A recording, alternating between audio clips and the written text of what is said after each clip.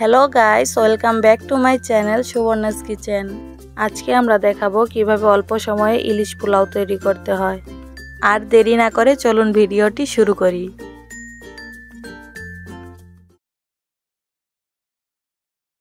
মাছটি ম্যারিনেশন করার জন্য একটি বাটিতে 6 চা চামচ টক দই নিয়ে নিব, 2 চা চামচ পেঁয়াজ বাটা, 1 চা চামচ আদা বাটা, হাফ চা চামচ রসুন বাটা, 1.5 চা চামচ শুকনো মরিচ গুঁড়ো, 2 চা চামচ ধনে গুঁড়ো, 1 চা চামচ জিরা গুঁড়ো, স্বাদ মতন লবণ দিয়ে ভালোভাবে মাখিয়ে নেব। ভিডিওটি ভালো লাগলে like, comment, share and subscribe করতে ভুলবেন না।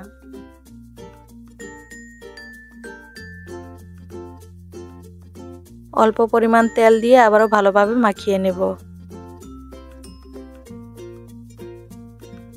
হলুদ লবণ লাগিয়ে রাখা মাছটি দিয়ে ভালোভাবে মাখাবো।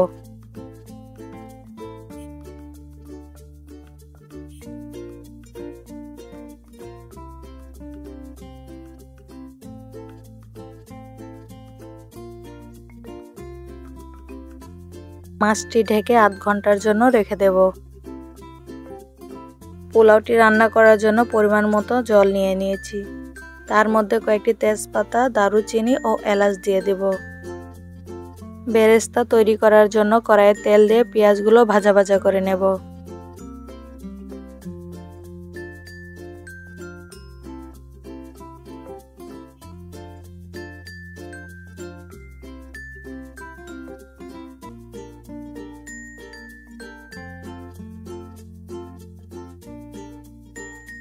বেরেস্তাগুলো ভাজা হয়ে গিয়েছে, একটি ছাঁকনি দিয়ে ছেঁকে টিস্যু পেপারের উপর রেখে দেব।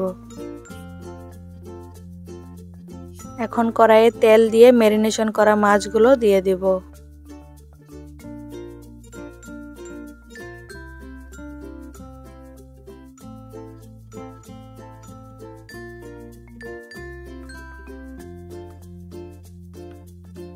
অল্প আছে 2 থেকে 3 মিনিট ঢেকে ঢেকে রান্না করব।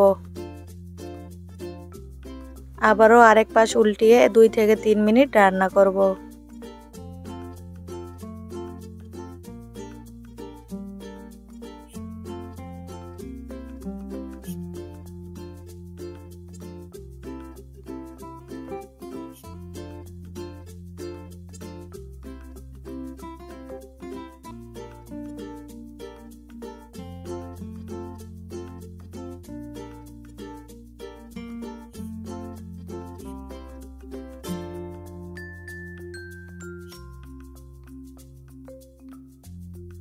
মাছটি রান্না হয়ে গিয়েছে, এখন একটি চামচ দিয়ে মাছগুলো হালকাভাবে বের করে নেব।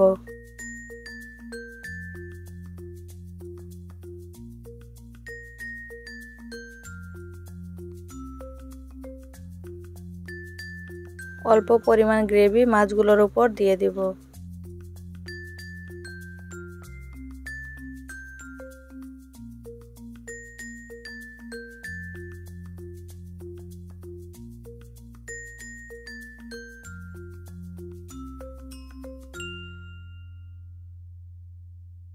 ধুয়ে রাখা চালগুলো গ্রেভিতে দিয়ে ভালোভাবে ভাজা ভাজা করে নেব।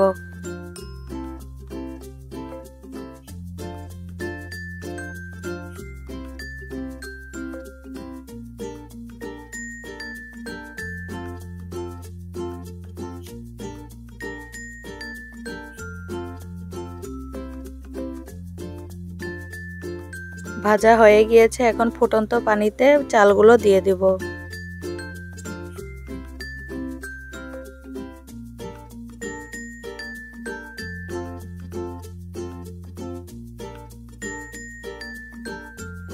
কয়েকটি কাঁচামরিচ ও স্বাদ মতন লবণ দিয়ে হালকা নাড়িয়ে ঢাকনা দিয়ে ঢেকে দেব।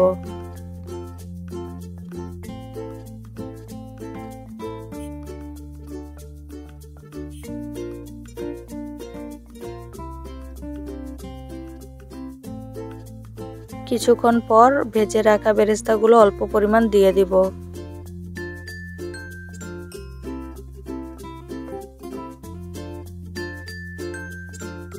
পাঁচ 6 মিনিট অল্প আঁচে ঢেকে রেখে দেব।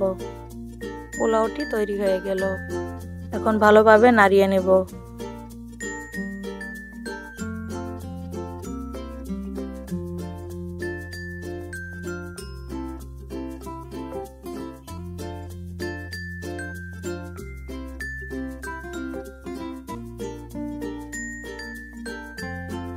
এখন রান্না করা মাছটি বিছিয়ে বেরেস্তাগুলো দিয়ে দিব। এভাবে রান্না করলে মাছটি ভাঙবে না।